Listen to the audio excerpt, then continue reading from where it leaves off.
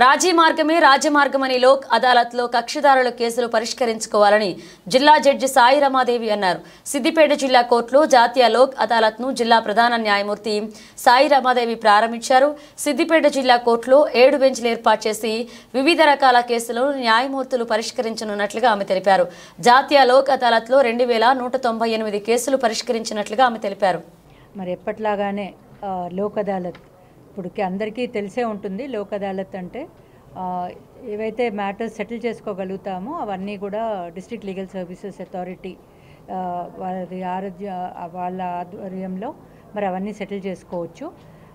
ఎప్పటిలాగానే ఇప్పుడు కూడా చెక్ బౌన్స్ కేసెస్, అలానే motor vehicle accident OPs, matrimonial issues అంటే దాంట్లో ఏదో ఎవరైనా భార్యాభర్తలు కలిసి వెళ్ళాలి అనుకుంటే ఆ కేసెస్, మెయింటెనెన్స్ ఇష్యూస్ ఏవైతే ఉన్నాయో అవి, అలానే జీడబ్ల్యూఓపీస్ పిల్లలకి సంబంధించినటువంటి మ్యాటర్స్, భార్యాభర్తలు కలిసి మరి ఆ పిల్లల గురించి గొడవలు పడకుండా కలిసి ఉండడానికి ఒప్పుకునే వాళ్ళ కేసెస్, బ్యాంకింగ్ మ్యాటర్స్, తర్వాత మనీ రికవరీ మ్యాటర్స్, ఇట్లాంటి కేసెస్ అన్నీ కూడా సెటిల్ చేయడానికి మేము 2198 కేసులు ఐడెంటిఫై చేయడం జరిగింది.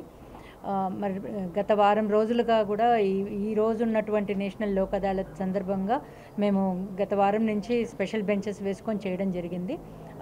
2198కి బదులుగా ఇప్పటి వరకు 3000 కేసెస్ సెటిల్ చేయడం కూడా జరిగింది.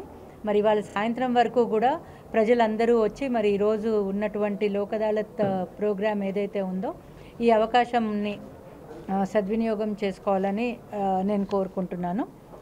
ఎంవీఓపీస్ కాంపన్సేషన్స్ ఇప్పటి వరకు మనం సెటిల్ అయిన ఈ వారం అంతా సెటిల్ చేసిన వాటిలో ₹1,00,00,000 వరకు సెటిల్ చేసి ఎవరైతే బాధితులు ఉన్నారో వాళ్ళకి ఇవ్వడం జరుగుతూ ఉంది. ఈరోజు 7 బెంచెస్ వేయడం జరిగింది ఇక్కడ సిద్దిపేటలో. డిస్ట్రిక్ట్